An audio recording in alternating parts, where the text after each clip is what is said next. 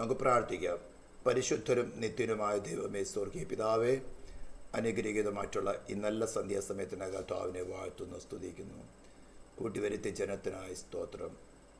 അത്യുന്നതനായി ഉന്നതനും ഉയർന്നിരിക്കുന്നവനും ശാശ്വതവാസിയുമായി സ്വർഗത്തിലും ഭൂമി സകല അധികാരമുള്ളവനായി നിലയാക്കി ധരിച്ചവനായി മാറുത്ത് പൊൻകച്ച കെട്ടിയവനായി ഉലയിൽ ചുട്ടുപഴിപ്പിച്ച വെള്ളോട്ടിന് സദൃശ്യമുള്ള കാലുള്ളവനായിക്കൊണ്ട് അഗ്നി ജ്വാലയ്ക്ക് തന്നെ കണ്ണുള്ളവനായിക്കൊണ്ട് ഞങ്ങളുടെ സ്നേഹിതനായി ഞങ്ങളുടെ വീണ്ടെടുപ്പ് ഞങ്ങളുടെ നീതീകരണമായി ഞങ്ങളിൽ വസിക്കുന്നതായി സ്തോത്രം ചെയ്യുന്നു.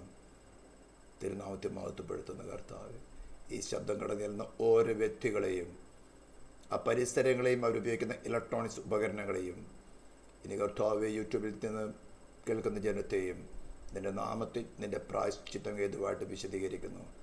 സകല വ്യാജത്തിൻ്റെ അധർമ്മത്തിൻ്റെ വ്യാപാരങ്ങളെയും പുത്രത്തിൻ്റെ അധികാരത്തോടെ പരിസരങ്ങളിൽ നിന്ന് ഈ ശബ്ദം കടന്നിരുന്ന ഓരോ ദേശങ്ങളിൽ നിന്ന് വ്യക്തികളിൽ നിന്ന് പരിസരങ്ങളിൽ നിന്നും നിൻ്റെ നാമത്തിൽ അഫലമാക്കി വിശദീകരിക്കുന്നു.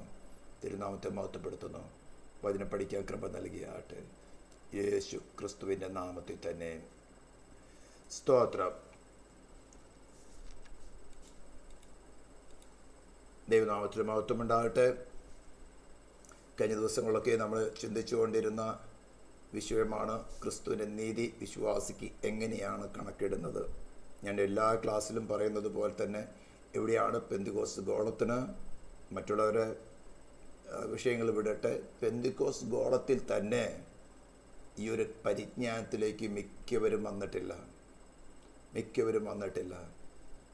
വിശ്വസിക്കുന്നു എന്ന് പറയുന്നത് ഇൻ്റലക്ച്വൽ ഫെയ്ത്ത്, ചരിത്രപരമായ വിശ്വാസം കൊണ്ട് നടക്കുന്നവരാണ് ഭൂരിപക്ഷം. ഇതൊക്കെ കേൾക്കുമ്പോൾ നിങ്ങൾ നിങ്ങളെ തന്നെ ശോധന ചെയ്യണം. ഞാൻ വിശ്വസിക്കുന്നത് പേഴ്സൺ ക്രിസ്തുവിലാണോ, എന്നിൽ വസിക്കുന്ന ക്രിസ്തുവിലാണോ, അവൻ്റെ വാക്കുകളിലാണോ ഞാൻ വിശ്വസിക്കുന്നത്. അതേ സമയത്ത് അവൻ എഴുതി തന്നിരിക്കുന്ന പ്രോമിസുകളാണ് ബൈബിള്. അതിനകത്ത് ശാസനകളുണ്ട്, ഉപദേശങ്ങളുണ്ട്, നീതിക്ക് അഭ്യസനത്തിലുള്ള വിഷയങ്ങളുണ്ട്, പ്രബോധനങ്ങളുണ്ട്. പഴയ നിയമത്തിൽ പുതിയ നിയമത്തിലെല്ലാം അടങ്ങുന്നുണ്ട്. എല്ലാം നമുക്കുള്ളത് തന്നെയാണ്. എന്തിനാ? നമ്മെ അവനെ പോലെ ആക്കി തീർക്കാനായിട്ട്. കഴിഞ്ഞ ദിവസം നമ്മൾ ചിന്തിച്ചു അത്. ആമേൻ. സ്തോത്രം. മുന്നറിഞ്ഞവരെ വിളിച്ചവരെ നീതീകരിച്ചും നീതി സ്വീകരിച്ചവരെ തേജസ്വീകരിച്ചും ഇരിക്കുന്നു. എന്തിനാണ്? സ്തോത്രം. പുത്രനോട് അനുരൂപരായി തീരുവാൻ. അപ്പം പുത്രൻ എങ്ങനെയുള്ളവൻ എന്നുള്ളത് പല മതങ്ങളുടെയും അല്ലെങ്കിൽ പല പ്രത്യേക ഉപദേഷ്ടാക്കന്മാരുടെയും ഡിനോമിനേഷൻ്റെ ഉപദേശത്തിനനുസരിച്ചുള്ളതല്ല. അങ്ങനെ ഡീഗ്രേഡ് ചെയ്യാവുന്ന ഒന്നല്ല ദൈവം, അല്ലെങ്കിൽ അവൻ്റെ നീതി എന്ന് പറയുന്നത്, അല്ലെങ്കിൽ അവൻ്റെ പ്രമാണം എന്ന് പറയുന്നത്. അതിനെ ഡീഗ്രേഡ് ചെയ്ത് കുറച്ചൊന്ന് താഴ്ത്തിയിട്ട് നമ്മുടെ സ്റ്റാൻഡേർഡിലേക്ക് കൊണ്ടുവന്നിട്ട് ദൈവസ്നേഹം തന്നെയെന്ന് പ്രസംഗിക്കുന്ന ഒരു കാര്യമല്ല. അവൻ്റെ നീതിക്ക് ഭംഗമില്ല, അവൻ്റെ ലോയ്ക്ക് ഭംഗമില്ല. അവൻ്റെ വായിൽ നിന്ന് തിരിച്ചെടുക്കുന്ന ദൈവമല്ല. മഴയും ഹിമവും ആകാശത്ത് നിന്ന് പെയ്യുകയും അത് അവിടേക്ക് മടങ്ങാതെ വിതപ്പാൻ വിത്തും ഭക്ഷിപ്പാൻ ആഹാരം നൽകി ഭൂമിയെ ഫലവത്തായി വിളയിക്കുന്നത് പോലെ ആകുന്നു എൻ്റെ വചനം. എൻ്റെ വായിൽ നിന്ന് പുറപ്പെടുന്ന എൻ്റെ വചനം അത് അവിടേക്ക് മടങ്ങുകയില്ല. അത് അയച്ച കാര്യം സാധിക്കും, ഉദ്ദേശിച്ചു നിവർത്തിക്കും. അത്ര ശക്തമുള്ളതാണ്. സ്തോത്രം. അപ്പോൾ മാറ്റം വരേണ്ടത് നമുക്കും നമ്മുടെ ഡിസിഷനുകൾക്കാണ്, നമ്മുടെ മുൻവിധികൾക്ക്, നമ്മുടെ അറിവില്ലായ്മകൾക്ക്. ഇതൊക്കെ നമ്മുടെ ഈ ബ്രെയിനകത്ത് എന്താ പറയുക, കോട്ടകൾ കെട്ടിയിരിക്കും. ഇങ്ങനെയാണ് വിശ്വാസി എന്ന് പറഞ്ഞ ഇങ്ങനെയാണ്, പാസ്റ്റർ എന്ന് പറയുന്നത് ഇങ്ങനെ ആയിരിക്കണം, ഉപദേശം എന്ന് പറയുന്നത് ഇങ്ങനെ ആയിരിക്കണം, പാസ്റ്ററിൻ്റെ ബിഹേവിയേഴ്സ് ഇങ്ങനെ ആയിരിക്കണം, പാസ്റ്റർ ഇങ്ങനെ സംസാരിക്കണം, ഇങ്ങനെ ഇടപെടണം. ഇതൊക്കെ നിങ്ങൾ പലയിടത്തും കണ്ടുകൊണ്ട് നമ്മുടെ തലമണ്ടയ്ക്കകത്ത് വെച്ചിരുന്ന സ്ട്രോങ് ഹോൾഡ്സ് ആണ്. ഇതിനൊക്കെ ഈ വചനം വെച്ച് ഇടിച്ച് കളയണം. എന്നിട്ട് കർത്താവിൻ്റെ പറയും, കർത്താവേ നിന്നെ പോലെ ആയിത്തീരണം. സ്തോത്രം. പല പ്രസംഗങ്ങളോ പല വീഡിയോസോ അല്ല മറ്റതും കണ്ടിട്ട് നമ്മുടെ ഉള്ളിൽ ഒരു ഇമാജിനേഷൻ കടന്നു വരും. ക്രിസ്തു ഇങ്ങനെയുള്ളവനാ, അല്ലെങ്കിൽ ക്രിസ്തുവിൻ്റെ ശുശ്രൂഷകന്മാർ ഇങ്ങനെയുള്ളവരായിരിക്കണം. കർത്താവിൻ്റെ എല്ലാ സ്വഭാവങ്ങളും പഠിക്കണം. സുവിശേഷങ്ങൾ വായിച്ചാൽ, മത്തായിയുടെ സുവിശേഷം വായിച്ചാൽ തന്നെ എല്ലാ സ്വഭാവങ്ങളും അറിയാം. രോഗികളെ പാപികളോടുകൂടെ വളരെ സ്നേഹത്തോടെ ഇടപെട്ട അതേ കർത്താവ് തന്നെയാണ് മത്തായി സുവിശേഷം 23-ാം അധ്യായത്തിലേക്ക് വരുമ്പോൾ പരീശന്മാരെയും ശാസ്ത്രിമാരെയും വെള്ളത്തെ ശവക്കല്ലറയിൽ നിന്ന് വിളിച്ചത്. അതേ കർത്താവ് തന്നെ ആലയത്തിൽ പോയിട്ട് വാണിജ്യം നടത്തുന്നവരെ ദൈവത്തിൻ്റെ ആലയം, പ്രാർത്ഥനാലയം എന്ന് വിളിക്കപ്പെടുന്ന സ്ഥലത്ത് കച്ചവടം നടന്നുകൊണ്ടിരിക്കുക, വലിയ കൊള്ള കച്ചവടം.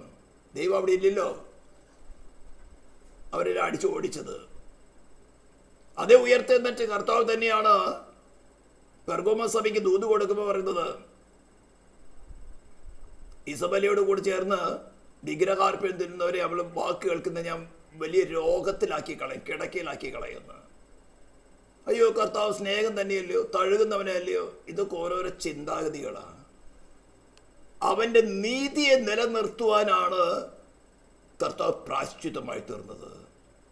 നമ്മൾ റോമലേഖനം 3-ാം അധ്യായത്തിന്റെ 25-26 വാക്യങ്ങളിൽ നിന്ന് പഠിച്ചവർ അവന്റെ നീതിയെ ഭംഗം വരുത്തുകയില്ല.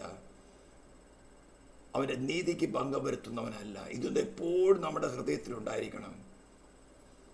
അപ്പോൾ വിശ്വസിക്കുന്നവർക്കാണ് ഫ്രീ ജസ്റ്റിഫിക്കേഷൻ നടക്കുന്നത്. ഇനിയുള്ള വാക്യങ്ങളൊക്കെ നമുക്ക് പലപ്പോഴും നമ്മൾ വളരെ അനുഗ്രഹമായിട്ട് പറയുന്ന വാക്യങ്ങളാണ്. ദൈവം നമുക്ക് അനുകൂലമെങ്കിൽ പ്രതികൂലമാർ ആർക്കാ?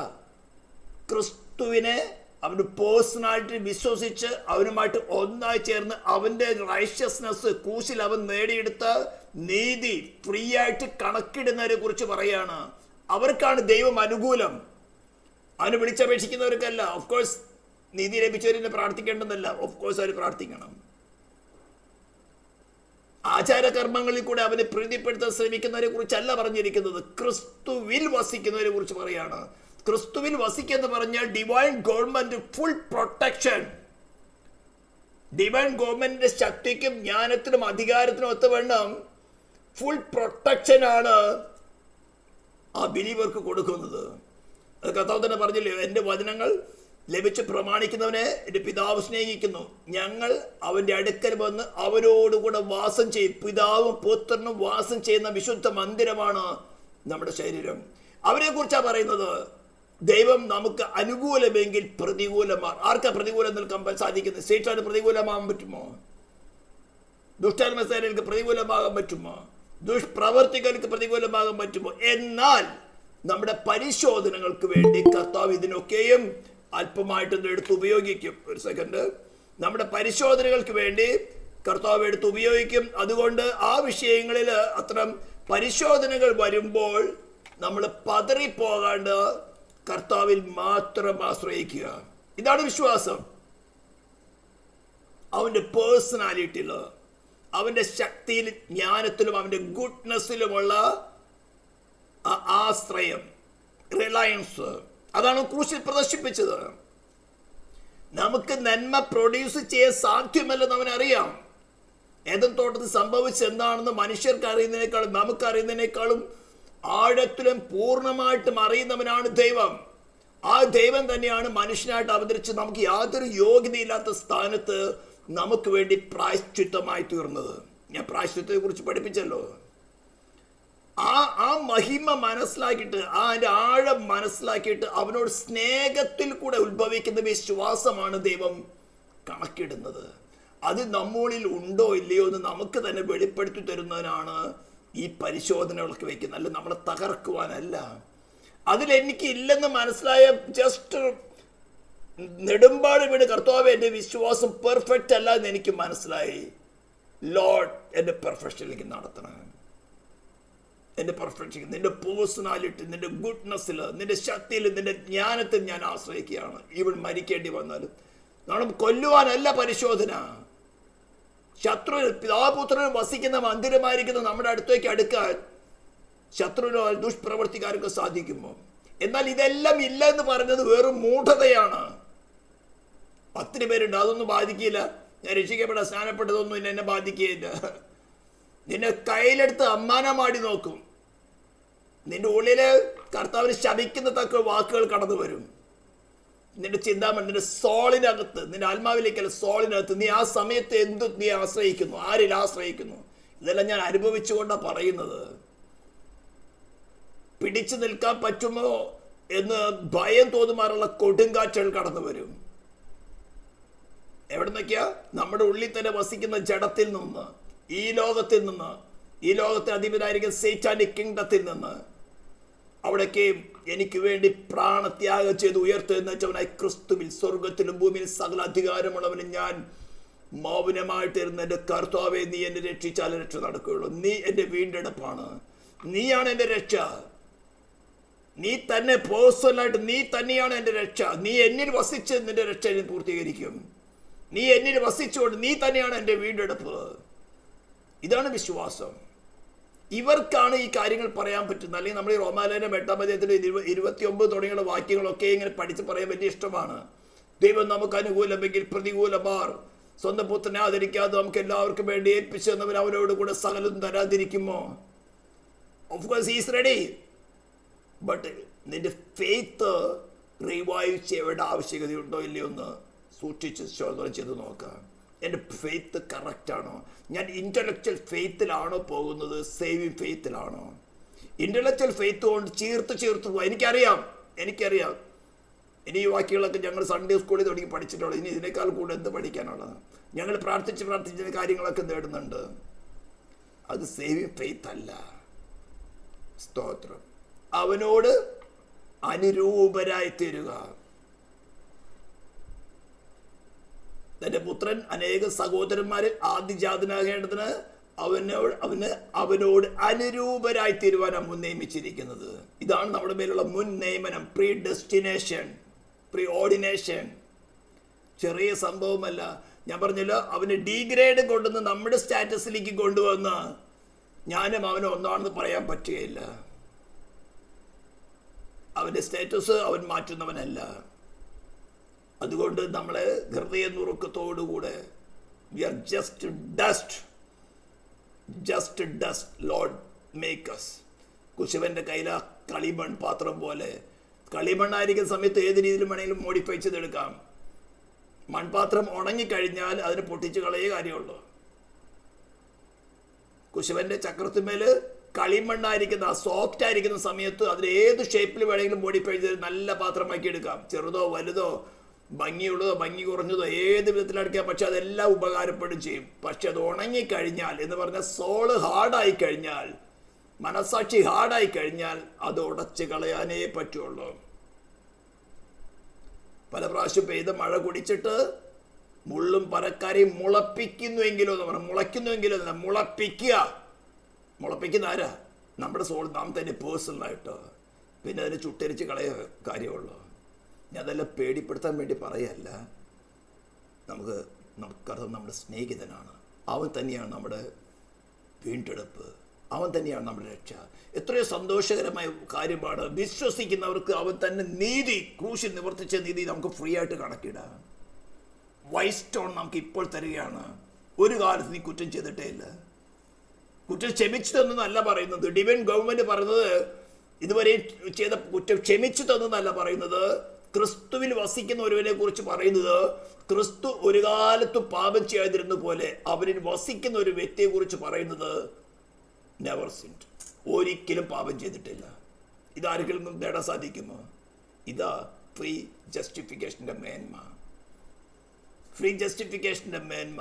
ഇത് കേൾക്കുമ്പോൾ പലരും പറയൂ, ഇതെങ്ങനെ നടക്കുന്ന കാര്യമാണോ? യെസ്, ഇത് ദൈവബന്ധ പ്രോമിസാണ്. സ്തോത്രം. ശിക്ഷ വിധിക്കുന്നവനാർ, അതിന് ഒരു വാക്യമുണ്ട്.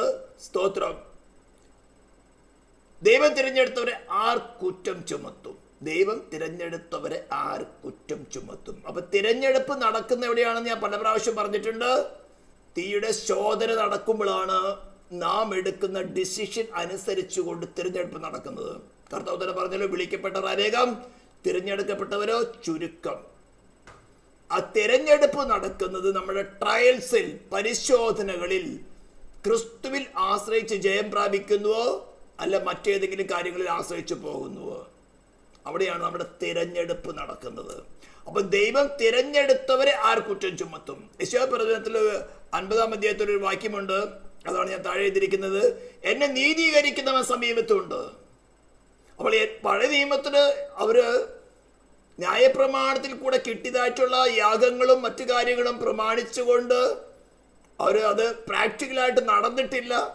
പ്രാക്ടിക്കലായിട്ട് ജസ്റ്റിഫിക്കേഷൻ നടന്നിട്ടില്ല. പക്ഷേ വിശ്വസിച്ചുകൊണ്ട് അവർ യാഗം കഴിച്ചുകൊണ്ടിരിക്കുകയായിരുന്നു. അവരെ ദൈവം പറയാണ്, ശിവ വിളിച്ചു പറയുന്നത്, എന്നെ നീതീകരിക്കുന്നവൻ സമീപത്തുണ്ട്. കർത്താവിനെ കുറിച്ചാണ് പറയുന്നത്. ചാപ്റ്റർ 50 8 9 പറയുന്നത് ക്രിസ്തുവിനെ കുറിച്ച് തന്നെയാണ്. എന്നെ അതും പ്രത്യേകിച്ചും ക്രൂശീകരിക്കുന്ന സമയത്തെ കുറിച്ചാണ് പറയുന്നത്. അതിന്റെ മേലത്തെ വാക്യങ്ങൾ വായിച്ചു കഴിഞ്ഞാൽ ആമേ സ്തോത്രം. അടിക്കുന്നവർക്ക് മുതുകും രോമം പറിക്കുന്നവർക്ക് എൻ്റെ കവിളും കാണിച്ചു കൊടുത്തു.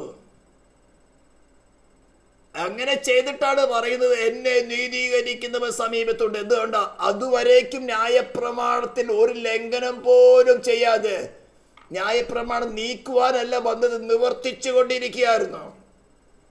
ഓരോ ഡേ ബൈ ഡേയില് അവന്റെ ലൈഫിൽ കൂടെ ന്യായപ്രമാണം നിവർത്തിച്ചു കൊണ്ടിരിക്കുകയായിരുന്നു. സ്തോത്രം. അപ്പൊ ക്രൂശീകരണ സമയത്തിന് ആ ട്രയൽസിൽ കൂടെ പോകുമ്പോൾ സ്തോത്രം, അടിക്കുന്നവർക്ക് മുതുക് കാണിച്ചു കൊടുക്കുമെന്ന്, രോമം പറിക്കുന്നവർക്ക് തന്റെ കവിളും കാണിച്ചു കൊടുക്കുമെന്ന് ശവപ്രഭുവിനെ വിളിച്ച് പറഞ്ഞിട്ട് പറയാണ്. ആ സമയത്ത് പറയാണ്, ആർക്ക് വേണ്ടിയാ? സ്തോത്രം. അവൻ നീതിമാനാണ്. മാനവജാതിയുടെ ശിക്ഷ ഏറ്റെടുക്കാൻ, എന്റെ നിന്റെ ശിക്ഷ ഏറ്റെടുക്കുവാൻ തക്കവണ്ണം ഇത്രയും ഉപദ്രവങ്ങൾ സഹിക്കുന്ന സമയത്ത് പറയുകയാണ്, ഇതെല്ലാം സഹിക്കേണ്ടി വരുമെന്ന് നേരത്തെ യെശയ്യാവിൽ കൂടെ വിളിച്ചു പറയുമ്പോൾ പറയുകയാണ്, എന്നെ നീതീകരിക്കുന്നവൻ എന്റെ പക്ഷത്തുണ്ട്. ദൈവം കരുണ കൊണ്ടല്ല നീതീകരിക്കുന്നത്, ഡിവൈൻ ലോക്ക് സാറ്റിസ്ഫാക്ഷൻ വരുത്തുന്നത് കൊണ്ടാണ് നീതീകരിക്കുന്നത്. ഓരോ വിശ്വാസിയും മനസ്സിലാക്കണം. ദൈവത്തിന്റെ സ്നേഹം കൊണ്ട് പുത്രൻ നൽകി, ഇപ്പോഴും തരും. നിങ്ങൾ ചോദിച്ചാൽ കൃപാസനത്തിലെ അതിധൈര്യത്തോടെ കടന്നിയെല്ലാം ഏത് ട്രയൽസിലും ഏത് പ്രതികൂലത്തിലും ഉയർത്തെഴുന്നേറ്റവനെ ക്രിസ്തുവിനെ നിങ്ങൾ ആശ്രയിക്കുകയാണെങ്കിൽ ദ മൂമെന്റ് തത്സമയത്ത് കരുണ ലഭിക്കേണ്ടത് കൃപാസന അതിധൈര്യത്തോടെ കൃപാസനത്തിലേക്ക് അടുത്തേക്ക് ചെല്ലാനാണ് പറഞ്ഞിരിക്കുന്നത്. അപ്പൊ ഇന്നിവിടെ കത്തോലിക്കര് മറിയയുടെ പേരിൽ തന്നെ ഒരു കൃപാസനം ഉണ്ടാക്കി. ഇവിടെ ആലപ്പുഴ അടുത്താ, സമയം കിട്ടില്ലായിരുന്നു ആ വഴിക്കൊന്ന് പോകാനായിട്ട്. ഇവിടെ പോട്ടയ്ക്കകത്തുണ്ടായിരുന്ന കൃപാസനങ്ങളൊക്കെ കത്തിച്ചു കളയാം. ക്രിസ്തുവിൽ വസിച്ചുകൊണ്ട് ദുഷ്ടാത്മയുടെ കോട്ടയുടെ അടുത്ത് കൂടെ പോയാൽ മതി. ആര് നമ്മൾ വസിക്കുന്നത്? എൻ്റെ കൽപ്പന ലഭിച്ച് പ്രമാണിക്കുന്നവനെ എൻ്റെ പിതാവ് സ്നേഹിക്കുന്നു, ഞങ്ങൾ അവൻ്റെ അടുക്കൽ വന്ന് അവനോടുകൂടെ വാസം ചെയ്യും. നീ ക്രിസ്തുവിനെ ധരിച്ചിട്ടാണ്, ക്രിസ്തുവിലാണ് വസിക്കുന്നത്, നീ പോകുന്ന വഴി ശുദ്ധീകരിക്കപ്പെടും. സ്തോത്രം. ഹല്ലേലൂയ. സബ്ജക്റ്റ് നമ്മുടെ അതല്ലാത്തതുകൊണ്ട് നമ്മൾ കിടക്കുന്നില്ല. അപ്പോൾ ഓരോ വിശ്വാസിക്ക് പറയാൻ സാധിക്കണം, ഞാൻ ക്രിസ്തുവിൽ വിശ്വസിക്കുന്നത് ഡിവൈൻ ഗവൺമെന്റ് എന്നെ നീതീകരിച്ചിരിക്കുക. Who can stand against me? ഇത് ഹൃദയത്തിൽ ഇല്ലാത്തത് കൊണ്ടാണ് വേവ് ചെയ്യുന്നത്.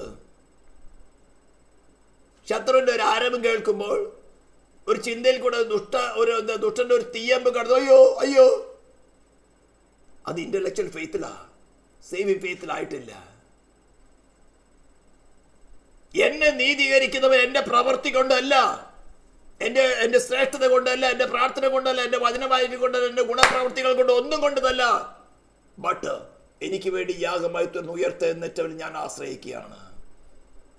എന്റെ പാപത്തിന്റെ പരിഹാരം ഒരേ ഒരു വഴിയുള്ളൂ, എനിക്ക് പകരമായിട്ട് നീതി നിവർത്തിച്ചവൻ. അവനിൽ ആശ്രയിക്കുമ്പോൾ, അവൻ എന്നിൽ വസിക്കുമ്പോൾ, ഞാൻ അവനുമായിട്ട് ഒന്നായി ചേരുമ്പോൾ അവൻ നിവർത്തിച്ച നീതിയാണ് എനിക്ക് കണക്കിടുന്നത്. ഹല്ലേലൂയ. എന്നോട് വാദിക്കുന്നവനാർ? നമുക്ക് തമ്മിലൊന്ന് നോക്കാം. എന്റെ പ്രതിയോഗിയാർ? അവനിങ്ങ് വരട്ടെ. യഹോവയെ കർത്താവ് എന്നെ തുണയ്ക്കുന്നു. എന്നെ കുറ്റം വിധിക്കുന്നവനാർ? നമ്മുടെ പ്രവൃത്തി കൊണ്ട് പല കുറ്റം വിധിക്കും.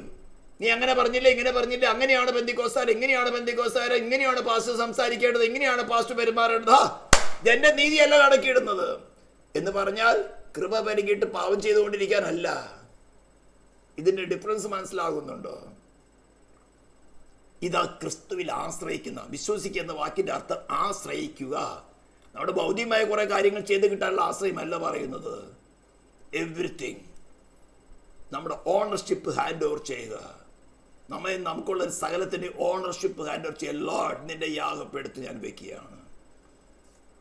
അപ്പോൾ നമുക്ക് ഈ വാക്യങ്ങളും യശോപ്രവത്തിൽ 50 ക്രിസ്തുവിനെ കുറിച്ച് പറയുന്ന പോലെ സ്തോത്രം. അതിക്കുമ്പോൾ ചില കാര്യമുണ്ട്. അടിക്കുന്നവർക്ക് എൻ്റെ മുതുകം, രോമം പറിക്കുന്നവർക്ക് എൻ്റെ, അതാ ഞാൻ പറഞ്ഞ കഷ്ടാനുഭവത്തിന്റെ കൂട്ടായ്മ രുചിച്ചറിയാതെ പുനരുദ്ധാരത്തിന്റെ കൂട്ടായ്മയ്ക്ക് വേണ്ടി ചോദിക്കേണ്ട, കിട്ടില്ല.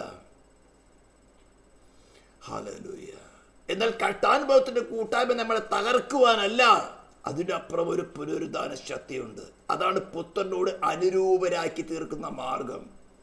ഇത് അനുഭവിക്കുവാൻ തയ്യാറില്ലാത്തവരാണ് ഇതിനെ ബൈപ്പാസ് ചെയ്ത് ക്രിസ്തുവിലുള്ള വിശ്വാസം മാത്രം മതി. യെസ്, ഓഫ് കോഴ്സ് വിശ്വാസം മാത്രം മതി. എന്താണ് വിശ്വാസം എന്ന് ആദ്യം മനസ്സിലാക്കണം. നിങ്ങൾ കൺഫ്യൂഷൻ ഉണ്ടാണ് എൻ്റെ അടുത്ത് ചോദിക്കാൻ. എന്തായി പറയുന്നതെന്നുള്ളത്. സ്തോത്രം. എന്നാൽ ശത്രുവിനെ നമ്മൾ ഉപദ്രവിക്കാൻ, നമ്മളെ തട്ടിക്കളിക്കാൻ വേണ്ടി ഇട്ടുകൊടുക്കല്ല ചെയ്തത്. സ്തോത്രം. അവൻ്റെ ഉള്ളങ്കരത്തിൽ വെച്ചുകൊണ്ടാണ് നമ്മളിലുള്ള ബലഹീനത, ബലഹീന സ്വഭാവങ്ങളെ, മാനുഷിക സ്വഭാവങ്ങളെ നമുക്ക് വെളിപ്പെടുത്തി തന്ന്, കുഞ്ഞെ ഇതല്ല ഡിവൈൻ നേച്ചർ. എന്നോടുകൂടെ എൻ്റെ സിംഹാസനത്തിലിരിപ്പാൻ ഞാനും ചേച്ച് എൻ്റെ പിതാവിനോട് കൂടെ അവൻ്റെ സിംഹാസനത്തിൽ ഇരുന്നത് പോലെ തന്നെ നിനക്കും ആകാൻ സാധിക്കും. You just receive me and B obedient with me. ഞാൻ നിന്നെ പരിശീലിപ്പിച്ചെടുക്കാം. എനിക്കറിയാം നില നന്മ ഒന്നും വസിക്കുന്നില്ല. നീ ജസ്റ്റ് അക്നോളജ് ഇറ്റ്. എന്നിൽ ഒരു നന്മയും വസിക്കുന്നില്ല. എൻ്റെ ജഡത്തിൽ ഒരു നന്മയും ഇല്ല. എനിക്ക് പല ഗുണമുണ്ടെന്ന് പറഞ്ഞാൽ ഉയർത്തെന്നിട്ട് എൻ്റെ ക്രിസ്തുവിൻ്റെ ഗുണം മാത്രമേ എന്നിലുള്ളൂ. ഇനി വല്ല ജ്ഞാനമോ പരിജ്ഞാനോ ദൈവപരിജ്ഞാനോ എന്ത് തന്നെയായിരുന്നാലും ഉണ്ടെന്ന് എനിക്ക് തോന്നുന്നത് അത് എൻ്റെതല്ല. It belongs to Christ. Hallelujah. അങ്ങനെയാണെങ്കിൽ നമുക്ക് ജയ ജീവിതമുണ്ട്. അപ്പോൾ നമുക്ക് പറയാൻ സാധിക്കും, യെസ്, എന്നെ നീതീകരിക്കുന്നവൻ ആർ എൻ്റെ സമീപത്തുണ്ട്, എന്നെ കുറ്റം ചുമത്തുന്നതിൽ ആരാ? ഇത് നമ്മളിൽ പൂർണ്ണത പ്രാപിക്കാത്തത് കൊണ്ടാണ് ആരെങ്കിലും എന്തെങ്കിലുമൊക്കെ പറഞ്ഞാൽ, എന്തെങ്കിലുമൊക്കെ ചെയ്താൽ നമുക്ക് മുഖം വാടിപ്പോകുന്നു. എന്നാലും അവരങ്ങനെ പറഞ്ഞില്ലേ, ഇവരിങ്ങനെ പറഞ്ഞില്ലേ, അവരങ്ങനെ ചെയ്തില്ലോ, അവരങ്ങനെ ചെയ്തില്ലോ. ഇതൊക്കെ എത്രയോ വർഷങ്ങളായിട്ട് അനുഭവിക്കുന്നു. അറിയാം, ആരും ഇതൊന്നും പറഞ്ഞു തരാനുണ്ടാകുന്നില്ല. അപ്പം തിന്നുന്നവർ തന്നെ നമുക്കെതിരായിക്കൊണ്ട് കുതിക്കാലുയർത്തും, കൊന്നു കളയത്തക്കവണ്ണമുള്ള കുതിക്കാലുയർത്തും. ദാവീദിനെതിരായിട്ട് അബ്ശാലോം ചെയ്തതുപോലെ. ഹല്ലേലൂയ. ദാവീദ് അവിടെ പിടിച്ചു നിന്ന് ഓടി പോവാ ചെയ്തത്. അന്നിങ്ങ് വരട്ടെ നോക്കാൻ തന്നെ പറഞ്ഞത്. ഹല്ലേലൂയ. പെട്ടകം കൊണ്ടുവന്നപ്പോൾ പറഞ്ഞു, വേണ്ട, പെട്ടകം കൂടെ കൊണ്ടുവരണ്ട. ദൈവത്തിന് പ്രസാദമുണ്ടെങ്കിൽ ഈ പെട്ടകത്തിൻ്റെ അടുത്തേക്കും ഈ ആലയത്തിനടുത്തേക്ക് ദൈവം എന്നെ കൂട്ടി വരുത്തും. സ്തോത്രം. അത് പഴയ നിയമ വിശ്വാസിയാണ്, നമ്മൾ പുതിയ നിയമത്തിൻ്റെ വിശ്വാസികളാണ്. അവരുടെ മേൽ തളിക്കപ്പെടുന്നത് പശുക്കിടാക്കളെയും ആട്ടുകൊറ്റന്മാരുടെ രക്തമാണ്. നമ്മുടെ സോളിൽ തളിക്കപ്പെട്ടിരിക്കുന്നത് നമ്മൾ വീണ്ടെടുപ്പുകാരായ ഉയർത്തെന്നിട്ട് ക്രിസ്തുവിൻ്റെ രക്തമാണ്. ദൈവനീതിക്ക് പൂർണ്ണ തൃപ്തി വരുത്തി ഒറിജിനൽ രക്തം. ഹല്ലേലൂയ. എവിടെ നമുക്ക് മിസ്റ്റേക്ക് പറ്റുന്ന അറിയാമോ? ഈ ഒബീഡിയൻസിനെ കുറിച്ചുള്ള ക്ലാസ്സുകൾ മിക്കവാറും ആരും പഠിപ്പിക്കുന്നില്ല. ഡിവൈൻ ഗവൺമെൻറ്റിൽ ഈ വിദേശങ്ങളിലേക്ക് വസിക്കുന്നവർക്ക് അറിയാൻ സാധിക്കും, നമ്മുടെ ഇന്ത്യയുടെ പ്രമാണം കൊണ്ട്, കൊടി പിടിക്കുന്ന പ്രമാണം കൊണ്ട് അവിടെ ജീവിക്കാൻ പറ്റില്ല. അവർ തെറ്റ് ചെയ്താൽ തന്നെയും ആരും ഒരു ഇന്ത്യക്കാരനും കൊടി പിടിക്കാൻ പോയില്ല. കൊടി പിടിച്ചാൽ പിറ്റേ ദിവസം ബോംബെ എയർപോർട്ടിൽ ഏറ്റവും അടുത്ത എയർപോർട്ട് എവിടെയാണോ അവിടെ കാണാം, പിറ്റേ ദിവസം കാണാം, അല്ലെങ്കിൽ അവിടുത്തെ ജയിലിൽ കാണാം. ഹാലേ. എന്തുകൊണ്ടാണ്? നമുക്ക് അവിടുത്തെ നന്മ കിട്ടണം. അതിനുവേണ്ടി നമ്മൾ ആ ദേശത്ത് ചെന്നത്. അപ്പോൾ ആ ദേശം നമ്മുടെ നന്മയ്ക്ക് വേണ്ടി നമ്മുടെ തന്നെ സ്വഭാവങ്ങളൊക്കെ നമ്മൾ അടിച്ചവിടെ താഴ്ത്തിയിടും. ഇതേപോലെ തന്നെ ദൈവരാജ്യത്തിൻ്റെ നന്മ അനുഭവിക്കണമെങ്കിൽ നിന്റെ പേഴ്സണൽ സ്വഭാവങ്ങളൊക്കെ ക്രൂശിച്ചിടണം. എന്നാൽ നിന്റെ സെയിം ഇന്റേണൽ ഫാക്ടാലിറ്റീസ് തന്നെയാണ് ഡിവൈൻ നേച്ചറിലേക്ക്, ഡിവൈൻ പർപ്പസിലേക്ക് യൂട്ടിലൈസ് ചെയ്ത് നിന്നെ കൊണ്ട് ദൈവിക കാര്യങ്ങൾ ചെയ്തെടുക്കുന്നത്. അല്ലാണ്ട് വേറൊരു പുതിയ ക്രിയേഷൻ നിന്നെ കൊണ്ടുവരുന്നില്ല. നിന്റെ ഉള്ളിൽ നീ പാപത്തിന് ദാസിമാരായി വിറ്റ സെയിം ഫാക്കാലിറ്റീസിനെ എന്ന് പറയുന്നത് നിങ്ങളുടെ പ്രാണനിലുള്ള ഘടകങ്ങളെയും ആത്മാവിലുള്ള ഘടകങ്ങളെയും ദൈവത്തിന്റെ പ്രവൃത്തിക്ക് വേണ്ടി നിങ്ങൾ തന്നെ സ്വയമായിട്ട് ഏൽപ്പിച്ചു കൊടുത്താൽ, അതാണ് യാഗപീഠത്തിൽ വെക്കുക എന്ന് പറയുന്നത്. then he will use it. അതെങ്ങനെയാണ്? നിങ്ങളെ കൂടാതെ നല്ല യൂസ് ചെയ്യുന്നത്. അവിടെയാണ് നമുക്ക് മനസ്സിലാക്കാൻ പറ്റാത്തത്.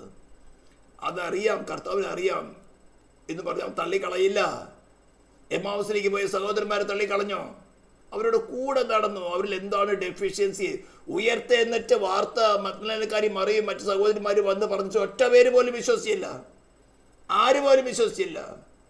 പത്രോസ് യോഹന്നാൻ ഒന്നും വിശ്വസിച്ചില്ല. അവർ പോയി കുഴിമാടത്തിൽ പോയി അവിടെ തുണി ചുരുട്ടി വെച്ചിരിക്കുന്നത് കണ്ട് ശരീരം കണ്ടില്ല. അവർ പറഞ്ഞ കാര്യം അവിടെ ഇല്ലെന്ന് കണ്ടു. അവൻ പുനരുദ്ധാന ശക്തിയോടുകൂടി ഉയർത്തെന്നിട്ടൊന്നും ആരും വിശ്വസിച്ചില്ല. ഓരോരുത്തരെയും അടുത്ത് വന്ന് അവരുടെ വീക്ക്നെസ് എന്താണെന്ന് മനസ്സിലാക്കി അവരുടെ വീക്ക്നെസ് അനുസരിച്ച് കൊണ്ട് അവരോട് ഇടപെട്ട് അവരുടെ ആ പുനരുദ്ധാന ശക്തിയെ പകർന്നു കൊടുത്ത് ഞാൻ ഉയർത്തെഴുന്നേറ്റിരിക്കുന്ന അവരുടെ സോൾ റെക്കഗ്നൈസ് ചെയ്യത്തക്ക വേണം. ഓരോരുത്തരുടെ കേസ്, തോമസിന്റെ കേസ്, പത്രോസിന്റെ അടുത്ത കേസിൽ, യോഹന്നാന്റെ കേസിൽ, ഇമ്മാമസിലേക്ക് പോയ സഹോദരന്മാരുടെ കേസിൽ, അങ്ങനെ അവിടെ വിശ്വാസത്തിൽ ഉറച്ചത്. അവർ കർത്താവിൻ്റെ കൂടെ പേഴ്സണലായിട്ട് നടന്നവരാ. നമ്മൾ പൊട്ടന്മാരെ പോലെ ഒന്നും അറിയാത്തവരാ. കുറെ പ്രസംഗങ്ങൾ കേട്ടു, ബുദ്ധിയിൽ കുറെ ജ്ഞാനം കടന്നു വന്നു, അകത്തോട്ടൊന്നും അനുഭവിച്ചിട്ടില്ല. എല്ലാവരെ കുറിച്ചല്ല പറയുന്നത്, അനുഭവിച്ചവർക്കായി സ്തോത്രം. പാപബോധമുള്ളവായി ചെയ്യുന്നത് തെറ്റാണെന്ന് മനസ്സിലായി, രക്ഷയ്ക്ക് വേണ്ടി കാക്ഷിച്ച് പരിശുദ്ധാത്മാവ് വഴി തുറന്നു തന്നു, യേശുവിനെ കർത്താവായി സ്വീകരിച്ചു, രക്ഷിതാവായി സ്വീകരിച്ചു. ആദ്യമായിട്ട് ഒബീഡിയൻസിന്റെ വിറ്റ്നസ് ജലസ്നാനത്തിന് പിന്നെ വിഘ്നപ്പെടുത്തിയില്ല. ആരെങ്കിലും വിഘ്നപ്പെട്ട് നിൽക്കുന്നതെങ്കിൽ നീ രക്ഷയുടെ ഒപ്പോസിഷൻ നിൽക്കുകയാണ്. സ്റ്റാൻഡപ്പ് എന്ന് പറയുന്നത് നമ്മൾ day by day, action by action, purpose by purpose ചെയ്യേണ്ട എല്ലാ പ്രവൃത്തികളും കൂടെ ഒരു പ്രവൃത്തി മാത്രമേ വാട്ടർ ബാപ്റ്റിസം ആവുന്നുള്ളൂ. അവിടെയാണ് നമ്മുടെ പഴയ മനുഷ്യൻ, ശിക്ഷാർഹമായ പഴയ മനുഷ്യന്മേലുള്ള സൈറ്റാന്റെ അവകാശവാദങ്ങൾ വിട്ടൊഴിയുന്നത്. അതുകൊണ്ടാണ് അവൻ ഇങ്ങനെ ഈ മടുപ്പിട്ട് നിൽക്കുന്നത്. വലിച്ചെറിഞ്ഞ് കളയാ. എൻ്റെ രക്ഷയ്ക്ക് വേണ്ടി ഞാൻ സ്നേഹത്തിൽ എൻ്റെ കർത്താവിനെ സ്വീകരിക്കുന്നത്, നിർബന്ധത്താലൊന്നല്ല, എൻ്റെ സ്നേഹത്തിൽ. സ്തോത്രം. ഹല്ലേലൂയ. ഷണ്ണൻ പറഞ്ഞതുപോലെ സ്തോത്രം. എൻ്റെ വെള്ളം ഇനി ആരെ തടസ്സം? ഹല്ലേലൂയ. ഞാൻ സ്നാനത്തെ കുറിച്ചല്ല പ്രസംഗിക്കുന്നത്, എന്നെ നീതീകരിക്കുന്ന എൻ്റെ സമീപത്തുണ്ട്. ഈ ഒരു കാഴ്ചപ്പാട് നമ്മൾ പ്രവർത്തിക്കണം. യെസ്, എന്നെ നീതിക്കും. ആരെല്ലാം കുറ്റം പറയട്ടെ, ആരെല്ലാം എന്ന് പറയട്ടെ, ആരെല്ലാം ഉപദ്രവിക്കാൻ വേണ്ടി ഏതെല്ലാം പറയട്ടെ, എന്നെ നീതീകരിക്കുന്നവൻ, ഞാൻ നല്ലതെന്ന് പറയുന്നവൻ മാത്രമല്ല, നീതീകരിക്കുക എന്ന് പറഞ്ഞാൽ ഡിവൈൻ ഗവൺമെന്റിന് അക്സെപ്റ്റ് ആവുന്ന വിധത്തിലോ എന്ന് പറഞ്ഞ് ദൈവത്തോടു കൂടെ നിൽക്കുവാൻ ദൈവം എന്നെ യേശു എന്ന് പറയുന്ന വിധത്തിലോ എന്നെ സൗജന്യമായി, ക്രിസ്തുവേശുള്ള വിശ്വാസമല്ല സൗജന്യമായി നീതീകരിച്ചിരിക്കുകയാണ്. പിന്നെ ആർക്ക് എൻ്റെ അടുത്ത് എതിർക്കാൻ? സൈത്താനിക്കിണ്ണത്തിലുള്ളവർക്കോ, ദുഷ്പ്രവർത്തിക്കാർക്കോ, ആഭിചാരികന്മാർക്കോ, മന്ത്രവാദികൾക്കോ, ക്ഷുദ്രപ്രവർത്തിക്കാർക്കോ? കാലട്ടേക്ക് വാ. നമ്മുടെ കഴിവുകൊണ്ടല്ല, നമ്മുടെ വിശ്വാസത്തിന്റെ തീഷ്ണത കൊണ്ടല്ല, ഡിവൈൻ ഗവൺമെന്റിന്റെ പ്രോമിസ് ആണത്. Hallelujah, hallelujah. അതുകൊണ്ട് ഈ വാക്യങ്ങളൊക്കെ ഞാൻ പറഞ്ഞാൽ നമ്മൾ പഠിക്കുന്നത് എന്തിനാ? എങ്ങനെയാണ് ക്രൂശിൽ നിവർത്തിക്കപ്പെട്ട നീതി വിശ്വസിക്കുന്നവർക്ക് കണക്കിടുന്നത്. ഇതാണ് നമ്മൾ ഇനി ഒന്ന് രണ്ട് ക്ലാസ്സുകളും കൂടിയുള്ള റോമാലേഖനം 8-ാം അധ്യായത്തിന്റെ അവസാനം വരെയാണ് ഈ സബ്ജക്റ്റ്. ഇതൊക്കെ നമ്മൾ സൺഡേ സ്കൂളിൽ പഠിച്ചിട്ടുള്ള കാര്യങ്ങൾ തന്നെയാണ്. പക്ഷെ എങ്ങനെയാണ് നമുക്ക് കണക്കിടുന്നത്? ക്രിസ്തുവിലെ വിശ്വാസം, ഞാൻ വീണ്ടും പറയുന്ന ചരിത്രപരമായ വിശ്വാസമല്ല, നമ്മളിൽ വസിക്കുന്ന പേഴ്സ് നാം വിളിച്ചു വരുത്തി, നാം പാപികളാണ്, ശിക്ഷാർഹരാണ്, ഇത് നമുക്ക് വേറെ വഴിയില്ല, ഡിവൈൻ ഗവൺമെന്റ് ലോയെ അനുസരിക്കാൻ നമുക്ക് വേറെ വഴിയില്ലെന്ന് മനസ്സിലാക്കി തന്നു. അത് നമുക്ക് ചിത്രീകരിക്കണമെങ്കിൽ, വിശദീകരിക്കണമെങ്കിൽ വളരെ വഴികളുണ്ട്. സീനാൻ മലയിൽ വെച്ച് പ്രമാണം കൊടുത്തപ്പോൾ അവരെന്താ പറഞ്ഞത്? 24-ാം അധ്യായം പുറപ്പാട് പുസ്തകം, ഞങ്ങൾ ഇത് അനുസരിച്ച്, നിന്റെ പ്രമാണങ്ങളൊക്കെയും ഞങ്ങൾ അനുസരിച്ച് നടന്നുകൊള്ളാം. മോശ പ്രമാണങ്ങളൊക്കെ വായിച്ചു കേൾപ്പിച്ചപ്പോൾ പറഞ്ഞെന്തായിരുന്നു?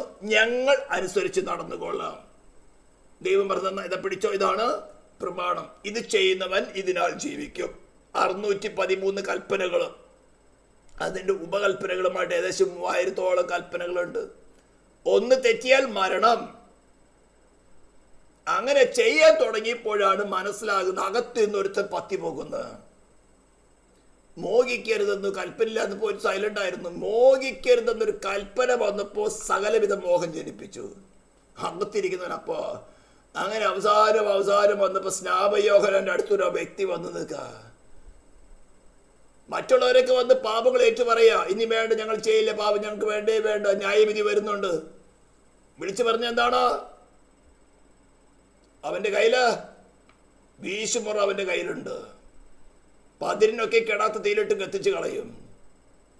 ഗോതമ്പിന് കളപ്പരി ശേഖരിക്കും. ഗുണപ്പെടാനുള്ളവരൊക്കെ വന്ന മാനസാന്തരപ്പെട്ടോ. അതാ പ്രസംഗം. പെയിന്റ് അടിക്കുന്നല്ല പ്രസംഗം, അതാണ് മാനസാന്തര പ്രസംഗം. ഹല്ലേലൂയ. വേണ്ടേ? വീശുമുറ അവന്റെ കയ്യിലുണ്ട്. പതിരായിരിക്കുന്ന പെന്തക്കോസ്തുകാരാ നിനക്ക് വീശി നരകത്തിലേക്ക് ഇടാൻ പോവുകയാണ്. നിന്റെ അകത്ത് ക്രിസ്തു ആകുന്ന ഗോതമ്പ് മണിയില്ലെങ്കിലാ നീ വീശുമ്പോ ഈ ദുരുപദേശത്തിന്റെ വീശ്, കള്ളപ്രവചനത്തിന്റെ വീശ്, കള്ളപ്രവാചകന്മാരാകുന്ന വീശുമുറ, ഇതുകൊണ്ടൊക്കെ ദൈവം അനുവദിക്കുകയാണ്. നിന്റെ സോൾ ഏതിലേക്ക് ഇഷ്ടപ്പെടുന്നത് അതിന്റെ പുറകെ പോകാനാണ്. You are going to be end up with the hell fire. ക്രിസ്തു ആകുന്ന ഗോതമ്പ്, ദ ക്രൈസ്റ്റ് ക്രൂസിഫൈഡ്, ക്രൂശിക്കപ്പെട്ടവർ ക്രിസ്തുവിന്റെ സുവിശേഷത്തിലാണ് നിന്റെ അകത്തിരിക്കുന്നെങ്കിൽ നീ എത്ര വലിയ കാറ്റടിച്ചാലും നീ പറയും എന്നെ നീതീകരിക്കുന്നവർ എൻ്റെ സമീപത്തുണ്ട്, എന്നിലുണ്ട്. സ്തോത്രം. അങ്ങനെ മുന്നോട്ട് വന്നപ്പോൾ മറ്റുള്ളവരൊക്കെ വന്ന് ജോർദാന്റെ ഇരുകരയുള്ളവരൊക്കെ വന്ന് തങ്ങളുടെ പാപങ്ങളെ ഏറ്റു പറഞ്ഞ് മാറിയൊന്ന് മുങ്ങി. അപ്പോഴുണ്ട് ഒരാൾ വന്ന് പാപം ഏറ്റു പറയാനൊന്നുമില്ല.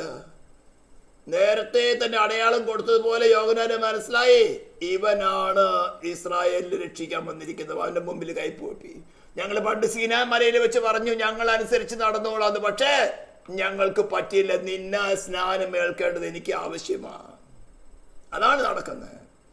സീനാ മലയിൽ വെച്ച് പറഞ്ഞു ഈ പ്രമാണമൊക്കെ ഇങ്ങ് തന്നേരം ഞങ്ങൾ അനുസരിച്ച് നടന്നുകൊള്ളാം. അനുസരിച്ച് നടക്കാൻ നോക്കി, പറ്റുന്നില്ല. കുറെ ആടിനെ ഞാൻ കഴിച്ചു. അടുത്ത കൊല്ലം വരുമ്പോ പിന്നെയും ആടിനെ കൊണ്ടുവരാ, പിന്നത്തെ കൊല്ലം പിന്നെയും കൊണ്ടുവരാ. ആടിന് യാഗം കഴിക്കുന്നത് കൊണ്ട് പാപക്ഷമം കിട്ടുമായിരുന്നെങ്കിൽ അടുത്ത പ്രാവശ്യം ഇതിന് ആവശ്യമില്ലായിരുന്നല്ലോ. സോള് ശുദ്ധീകരിക്കപ്പെടുന്നില്ല, യാഗങ്ങൾ നടന്നുകൊണ്ടിരിക്കുക. ആരാധനയ്ക്ക് പോലെ ആരാധന നടന്നുകൊണ്ടിരിക്കുക. കർത്തൃമേശയ്ക്ക് പോലെ കർത്തൃമേശ എടുക്കുക. പക്ഷേ പാപ സ്വഭാവത്തിന് മാറ്റം വരുന്നില്ല, പാപത്തെ ജയിക്കാൻ പറ്റുന്നില്ല. എന്താണെന്നറിയാ, അകത്ത് വന്നിരിക്കില്ല. വിശ്വാസം തലമണ്ടയ്ക്കകത്തിരിക്കുന്നുള്ളൂ. അത് ആത്മാവിന്റെ ആഹാരമായിട്ട്. ഇസ്രായേലിൽ എന്താ അവർ പോകുന്ന സമയത്ത് പറഞ്ഞ ഞാൻ നിങ്ങളെ വാഗ്ദത്തത്തിന്റെ ദേശത്തെത്തിക്കാം. പക്ഷെ അത് വിശ്വാസമായിട്ട് വന്നില്ല. കയറി ഇറങ്ങി തിരിച്ചു. വിശ്വാസമായിട്ട് പരിണമിച്ചില്ല, ആത്മാവിന്റെ ആഹാരമായിട്ട് പരിണമിച്ചില്ല. പരിണമിച്ച രണ്ടുപേര് കടന്നെത്തി, യോശുവയും കാലേബും കുടുംബവും. ഹല്ലേലൂയ. യേശുവിന്റെ മുമ്പില്, നിയമദാതാവിന്റെ മുമ്പില്, സൃഷ്ടിതാവിന്റെ മുമ്പില്, ന്യായപ്രമാണം കൊടുത്തവന്റെ മുമ്പിൽ തന്നെ കൈകൂപ്പി യോഹന്നാൻ സകല മാനവജാതിയുടെയും റെപ്രസെന്റേറ്റീവായിട്ട് പറയാ, സീനാല മലയിൽ വെച്ച് ഞങ്ങൾ അനുസരിച്ച് നടന്നുകൊള്ളാം, ഞങ്ങൾ തന്നെ അനുസരിച്ച് നടന്നുകൊള്ളാമെന്ന് പറഞ്ഞതൊക്കെ സോറി, നടക്കാൻ പറ്റില്ല. ഞങ്ങൾക്ക് മനസ്സിലായി. നിന്നാ സ്നാനം ഏൽക്കേണ്ടത് എനിക്ക് ആവശ്യം. കർത്താവിന് അറിയാം. കർത്താവ് പറഞ്ഞു ഇപ്പോൾ തൽക്കാലം സമ്മതിക്കുക. ഞാൻ ആദ്യം തന്നെ ഇങ്ങനെ ഞാൻ കൂശിൽ നിവർത്തിക്കാൻ പോകുന്ന സംഭവം കൊണ്ട് ദൈവനീതിക്ക് ഡിമാൻഡ്സിന് സാറ്റിസ്ഫാക്ഷൻ വരുത്തട്ടെ, എന്നിട്ട് ഉയർത്തെന്ന് വെച്ചാൽ പറയാണ് എവറിത്തിങ് നിവർത്തിയായി, ഇറ്റ് ഈസ് ഫിനിഷ്ഡ്. ഇനി ആർക്കാണെങ്കിൽ എന്റെ ഹൃദയത്തിൽ സ്വീകരിച്ചോളൂ. ഞാൻ അനുസരണമുള്ളവനായി ക്രൂശിലെ മരണത്തോളം തന്നെ അനുസരണമുള്ളവനായിരുന്നത് പോലെ നിങ്ങൾക്ക് അനുസരിക്കാൻ പറ്റില്ലെന്ന് സമ്മതിച്ചല്ലോ. എന്നെ ഉള്ളിൽ സ്വീകരിച്ചാൽ ഞാൻ ഉള്ളിൽ വസിച്ചുകൊണ്ട് നിന്റെ പ്രാണനെയും ആത്മാവിനെയും യൂസ് ചെയ്ത് നിന്നെയും അനുസരണത്തിൽ തികഞ്ഞവളാക്കിയെടുക്കാം. പക്ഷേ നിന്റെ പൂർണ്ണ നിയന്ത്രണം എനിക്ക് ഏൽപ്പിച്ചു തരണം. ഇതാണ് വിശ്വാസത്തിന്റെ രീതി. ഇങ്ങനെ സ്വീകരിക്കുമ്പോൾ നടക്കുന്നതാണ് വീണ്ടും ജനനം. പിന്നെ അവനെ സ്നാനപ്പെടുത്താൻ തള്ളു ഉന്തൊന്നും വേണ്ട, വെള്ളം അന്വേഷിച്ചു നടക്കും. എൻ്റെ ജീവിതത്തിലുണ്ടായത് അങ്ങനെയായിരുന്നു. ഇത് നടക്കാത്തത് കൊണ്ടാണ്, നടക്കാതിരിക്കുന്നത് കൊണ്ട് അങ്ങ് വിട്ടുകൊടുക്കുന്നില്ല. വിട്ടുകൊടുത്താൽ എന്ത് സംഭവിക്കും? എന്തായിത്തീരും? ആരാ വിശ്വസിക്കുന്നത്? ആരെയാ വിശ്വസിച്ചിരിക്കുന്നത്? ഇമാജിനേഷനാ, തിയറികളിലല്ല വിശ്വസിക്കേണ്ടത്. പേഴ്സൺ ഉയർത്തുന്നൊരു വ്യക്തിത്വമാണ്. ഹല്ലേലൂയ, സ്തോത്രം. നമുക്കും പറയാൻ സാധിക്കണം, എന്നെ നീതീകരിക്കുന്നവൻ എന്നിൽ വസിക്കുന്നുണ്ട്. ദൈവകർത്താവ് നിങ്ങൾ ധൈര്യപ്പെടുത്തിട്ട് പ്രാർത്ഥിക്കാം. പരിശുദ്ധ നിത്യനുമായ ദൈവമേ, സ്വർഗീയ പിതാവേ, ഇതിൻ്റെ സ്നേഹത്തിനായി കരുതലിനായി സ്തോത്രം. ഈ ശബ്ദം കേൾക്കുന്ന ഓരോ വ്യക്തികൾക്കും, ഇനി യൂട്യൂബിൽ കേൾക്കുന്ന ഓരോ വ്യക്തികൾക്കും കർത്താവേ, എന്നെ നീതീകരിക്കുന്നവൻ എന്നിൽ വസിക്കുന്നെന്ന് പറയുവാൻ നീ അവർ വസിക്കുമാറാകണമേ. ഞങ്ങൾ എത്രമാത്രം ബലഹീനരെന്ന് ഞങ്ങൾ അറിയുന്നില്ല കർത്താവ്, നീയോ അറിയുന്നു. നിൻ്റെ സ്നേഹം ക്രൂശി നിവർത്തിച്ച ആ സ്നേഹത്തിൽ മേൽ മാത്രം കർത്താവ് നിന്നോട് അടുത്ത് വരാൻ സഹായിച്ചാട്ടെ. ഇസ്രായേലിൽ നിന്റെ നാമത്തിൽ അനുഗ്രഹിച്ചുകൊണ്ട് പ്രാർത്ഥിക്കുന്നു. പ്രാർത്ഥന കേട്ടതിനായി സ്തോത്രം. യേശു ക്രിസ്തുവിൻ്റെ നാമത്തിൽ തന്നെ.